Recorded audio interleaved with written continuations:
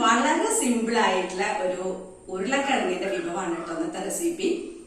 ഒരു സാധാരണ നമ്മുടെ വീട്ടിലൊക്കെ ഉണ്ടാക്കുന്ന മെഴുക്ക് വരട്ടി ഉണ്ടല്ലോ, ഉരുളക്കിഴങ്ങ് കൊണ്ടൊരു മെഴുക്ക് വരട്ടിയാണ്. ഇതിൽ അധിക ഇൻഗ്രീഡിയൻസ് ഒന്നും വേണ്ട, വളരെ ഈസി ആയിട്ട് നമുക്ക് പെട്ടെന്ന് ഉണ്ടാക്കിയെടുക്കാം. നമുക്ക് ചോറിന്റെ കൂടെയൊക്കെ അല്ലെങ്കിൽ ചപ്പാത്തിന്റെ കൂടെ ആണെങ്കിൽ കഞ്ഞിന്റെ കൂടെയോ എന്തിന്റെ കൂടെ വേണമെങ്കിൽ നമുക്ക് നല്ല കോമ്പിനേഷൻ ആയിട്ട് കഴിക്കാൻ പറ്റിയൊരു മെഴുക്ക് വരട്ടിയാണ്. അപ്പൊ നമുക്ക് വീഡിയോയ്ക്ക് പോവാം. ഈ ഉരുളക്കിഴങ്ങിന്റെ മെഴുക്ക് വരട്ടി ഉണ്ടാക്കാൻ വേണ്ടിയിട്ട് ഞാൻ ഇവിടെ 2 വലിയ ഉരുളക്കിഴങ്ങ് ചെറുതായിട്ട് അരിഞ്ഞിട്ട് കഴുകി വൃത്തിയാക്കി വെച്ചിട്ടുണ്ട് കേട്ടോ. അതേമാതിരി കുറച്ച് ചെറിയ കഷ്ണങ്ങളായിട്ട് മുറിക്കണം, വലിയ കഷ്ണങ്ങളായിട്ട് മുറിക്കരുത്. നമുക്ക് മെഴുക്ക് വരട്ടി ഉണ്ടാക്കാൻ വേണ്ടിയിട്ടല്ലേ, അപ്പൊ അതുകൊണ്ട് അത് പ്രത്യേകം ശ്രദ്ധിക്കണം, ചെറിയ കഷ്ണങ്ങളായിട്ട് മുറിക്കുന്നത്. ഞാൻ കടായി വെച്ചിട്ടുണ്ട്, ഇതൊന്ന് ചൂടായി വരട്ടെ. അപ്പൊ പാത്രം ചൂടായി വന്നിട്ടുണ്ട്. നമുക്കിതിലേക്ക് വെളിച്ചെണ്ണ ഒഴിച്ചു കൊടുക്കാം. നമ്മുടെ നാടൻ വിഭവമല്ലേ, അപ്പൊ വെളിച്ചെണ്ണയിൽ തന്നെയാണ് കേട്ടോ ഉണ്ടാക്കുന്നത്. ഒരു 3 ടേബിൾ സ്പൂൺ വെളിച്ചെണ്ണ ഒഴിച്ചു കൊടുക്കാം. വെളിച്ചെണ്ണ ഒന്ന് ചൂടായി വരട്ടെ, എന്നിട്ട് നമുക്ക് കടുക് ഇട്ട് പൊട്ടിക്കാം. വെളിച്ചെണ്ണ ചൂടായിട്ടുണ്ട്, ഒരു 1/2 ടീസ്പൂൺ കടുക് ഇട്ട് കൊടുക്കാം. ഇപ്പൊ കടുക് നന്നായിട്ട് പൊട്ടി കഴിഞ്ഞിട്ടുണ്ട്. നമുക്കിതിലേക്ക് 2 സവാള ചെറുതായിട്ട് അരിഞ്ഞത്, 2 വലിയ സവാളയാണ് എടുത്തിട്ടുള്ളത് കേട്ടോ. ഇനി നന്നായിട്ട് മിക്സ് ചെയ്ത് കൊടുത്തതിന് ശേഷം നമുക്ക് കുറച്ച് ഉപ്പിട്ട് കൊടുക്കാം. നമുക്ക് പെട്ടെന്ന് വഴന്ന് കിട്ടാൻ വേണ്ടിയിട്ട് എളുപ്പത്തിന് കുറച്ച് ഉപ്പിട്ട് കൊടുക്കാം. ഇത് നമുക്ക് വളരെ കുറച്ച് ഇൻഗ്രീഡിയൻസ് ഉപയോഗിക്കുന്നുള്ളൂ കേട്ടോ, മസാലയൊന്നും അത് ഉപയോഗിക്കുന്നില്ല. അതേപോലെ തന്നെ ഇത് വെള്ളം ചേർക്കാതെയാണ് നമ്മൾ ഈ മെഴുക്ക് വരട്ടി ഉണ്ടാക്കുന്നത്. വെള്ളം ചേർത്ത് കഴിഞ്ഞാൽ അതിന്റെ ടേസ്റ്റേ മാറിപ്പോകും. ഇതിലേക്ക് ആവശ്യത്തിനുള്ള ഉപ്പിട്ട് കൊടുക്കാം.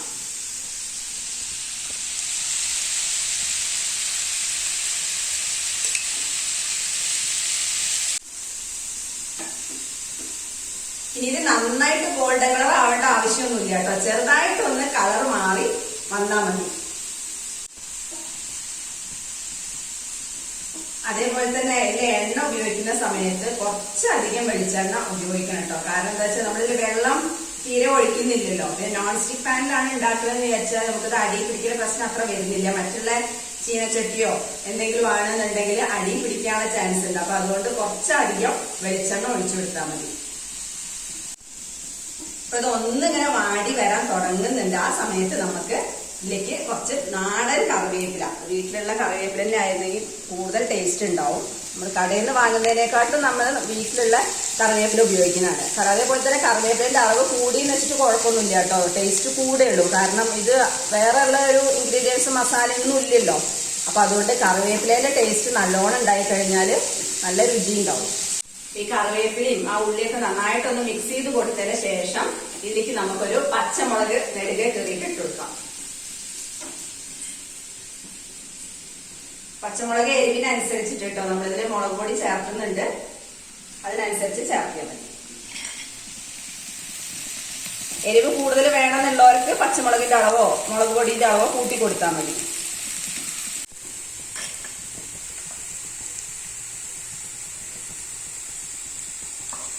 അതാ സവാള ഇങ്ങനെ കളർ മാറി വരാൻ തുടങ്ങിയിട്ടുണ്ട്. ഏകദേശം ഒരു 5 മിനിറ്റും കൂടെ വഴറ്റി കഴിഞ്ഞാൽ മതിയാവും. അപ്പൊ അതുവരെ ആവുന്നവരെ വെയിറ്റ് ചെയ്യാം കേട്ടോ. അതാ സവാള ഒരുവിധം നന്നായിട്ട് കളറൊക്കെ മാറി നന്ന വാടി വന്നിട്ടുണ്ട്. ഇനി നമുക്കിതിലേക്ക് അരിഞ്ഞു വെച്ചിട്ടുള്ള ഉരുളക്കിഴങ്ങ് ഉണ്ടല്ലോ, അതിട്ട് കൊടുക്കാം.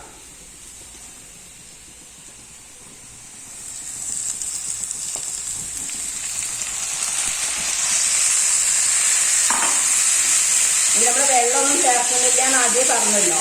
ഇനി ഇത് ഈ എണ്ണയിൽ കിടന്നിട്ട് തന്നെ നന്നായിട്ടൊന്ന് ഒരു പകുതി വേവായി വരട്ടെ. ആയി വന്നതിന് ശേഷം നമുക്ക് ഇതിലേക്ക് മുളക് പൊടി മഞ്ഞൾപ്പൊടി ചേർത്ത് വെക്കാം. ഈ സമയത്ത് ഉപ്പിന്റെ കുറവുണ്ടെന്നുണ്ടെങ്കിൽ സമയത്ത് ഇട്ട് കൊടുക്കാം കേട്ടോ. കാരണം നമ്മൾ ഉള്ളി വഴറ്റുമ്പോൾ മാത്രമല്ലേ ഉപ്പിട്ട് കൊടുത്തിട്ടുള്ളൂ. ഉരുളക്കിഴങ്ങിന് വേണ്ടിയിട്ട് നമ്മൾ ഉപ്പിട്ട് കൊടുത്തിട്ടില്ലല്ലോ. ഇത് നമ്മൾ വേവിച്ചതുമല്ല. ഉരുളക്കിഴങ്ങിൻ്റെ കാര്യത്തിൽ പ്രത്യേകം ശ്രദ്ധിക്കേണ്ട, ചെറിയ കഷ്ണങ്ങളായിട്ട് നോക്കണം, അത്രയേ ഉള്ളൂ. കാരണം നമുക്കിത് വെള്ളം ചേർക്കാതെ വേവിക്കുന്നതുകൊണ്ട് പെട്ടെന്ന് വെന്ത് കിട്ടാൻ വേണ്ടിയിട്ടാണ്. അതെല്ലാം കൂടി നന്നായിട്ടൊന്ന് മിക്സ് ചെയ്ത് കൊടുത്തിട്ടുണ്ട്. ഇനി നമുക്കിത് മൂടി വെച്ചിട്ട് വേവിക്കാം.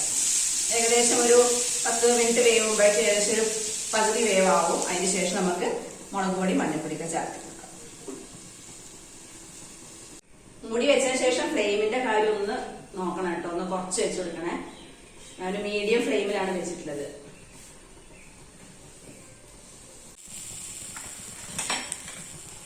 ഒന്ന് തുറന്ന് ഇളക്കി കൊടുക്കുന്ന സമയത്ത് നമുക്ക് ഉപ്പിന്റെ കാര്യം കൂടി നോക്കാം കേട്ടോ.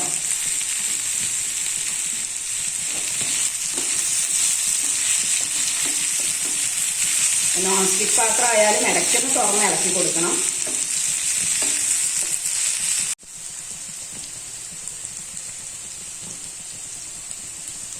കുറച്ച് ഉപ്പിട്ട് കൊടുത്തിട്ടുണ്ട്. കാരണം നമ്മൾ ഉള്ളിൽ അത്യാവശ്യം ഉപ്പിട്ട് കൊടുത്താണല്ലോ. നോക്കിയതിന് ശേഷം വേണമെങ്കിൽ ഇട്ട് കൊടുത്താൽ മതി. നന്നായിട്ട് മിക്സ് ചെയ്തതിന് ശേഷം മൂടി വെച്ചിട്ട് ഒന്നുകൂടി വേവിക്കാം. ഉപ്പൊക്കെ എല്ലാ ഭാഗത്തും എത്രമാതിരി നന്നായിട്ട് ഇളക്കി കൊടുത്തിട്ടുണ്ട്. നമുക്കത് മൂടി വെച്ചിട്ടൊരു 10 മിനിറ്റ് കൂടി വേവിക്കാം. ഇനി തുറന്ന് നോക്കാം കേട്ടോ. ഏകദേശം 3/4 ഭാഗം വേവായി കഴിഞ്ഞ് നമുക്ക് മുളക് പൊടി മഞ്ഞൾപ്പൊടി ചേർത്തി കൊടുക്കണ്ടേ. ഞാൻ തുറന്ന് നോക്കാം കേട്ടോ. അപ്പൊ ഏകദേശം 10 മിനിറ്റ് ആയിട്ടുണ്ട്. ഒരു 3/4 ഭാഗം വേവായോ നോക്കണം.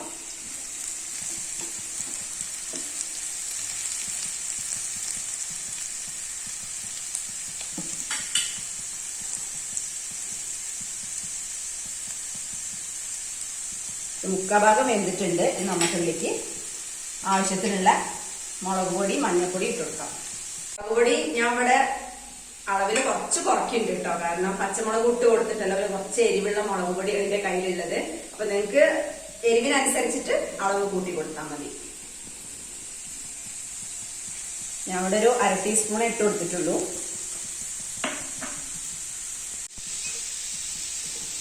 അതേപോലെ തന്നെ 1/4 ടീസ്പൂൺ മഞ്ഞൾപ്പൊടി ഇട്ട് കൊടുത്തിട്ടുണ്ട്. ഇനി നന്നായിട്ട് മിക്സ് ചെയ്തതിന് ശേഷം വീണ്ടും നമ്മളിത് മൂടി വെച്ചിട്ട് വേവിക്കണം. കാരണം 3/4 ഭാഗമല്ലേ വെന്തിട്ടുള്ളൂ.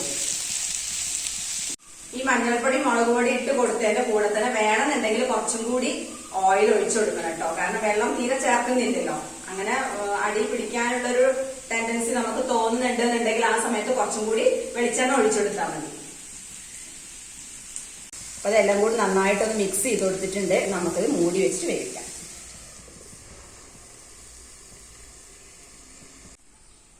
ഇപ്പൊ ഇത് ഏകദേശം ഒരു 5 മിനിറ്റും കൂടി വെന്തിട്ടുണ്ട് കേട്ടോ. നമുക്ക് തുറന്നു നോക്കാം.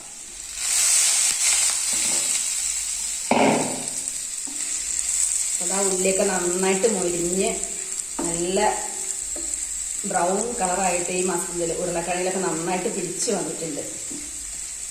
ശരിക്കും പറയുകയാണെങ്കിൽ ഒരു റോസ്റ്റ് തന്നെയാണ്. റോസ്റ്റ് ചെയ്തെടുക്കുന്ന അതേ ഒരു പ്രോസസ് തന്നെയാണിത്. നല്ല ടേസ്റ്റാണ് കേട്ടോ ഈ മെഴുക്ക് പുരട്ടി. അധികം മസാലകളൊന്നും ഇല്ലാന്നേ ഉള്ളൂ. പക്ഷെ പെട്ടെന്ന് നമുക്ക് ഉണ്ടാക്കിയെടുക്കാം. ഒരു കഞ്ഞിന്റെ കൂടെ ആണെങ്കിൽ നമുക്ക് പെട്ടെന്ന് ഉണ്ടാക്കിയെടുത്ത് കഴിക്കാൻ പറ്റുന്ന ഒരു ഡിഷാണിത്. അങ്ങനെ നമ്മളുടെ മെഴുക്ക് പുരട്ടി ഇവിടെ റെഡി ആയിട്ടുണ്ട് കേട്ടോ. ഇത് നല്ല സോഫ്റ്റ് ആയി വന്നിട്ടുണ്ട്. ഇനി ഫ്ലെയിം ഓഫ് ചെയ്തതിന് ശേഷം മൂടി വയ്ക്കാം.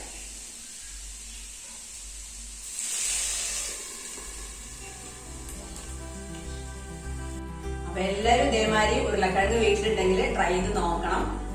ഞാൻ പറഞ്ഞില്ലേ, നമുക്ക് കണ്ട് മനസ്സിലായിട്ടുണ്ടാവില്ല, എത്രയും പെട്ടെന്ന് നമുക്ക് ഉണ്ടാക്കിയെടുക്കാം. അപ്പൊ ഉണ്ടാക്കി നോക്കിയിട്ട് ഫീഡ്ബാക്സ് ഒക്കെ കമന്റ്സ് കൂടെ പറയണം. അതേപോലെ തന്നെ വീഡിയോ ഇഷ്ടപ്പെട്ടാൽ ലൈക്ക് ചെയ്യണം, ഷെയർ ചെയ്യണം, സബ്സ്ക്രൈബ് ചെയ്യണം. അപ്പൊ അടുത്ത വീണ്ടും ഒരു വിഭവമായിട്ട്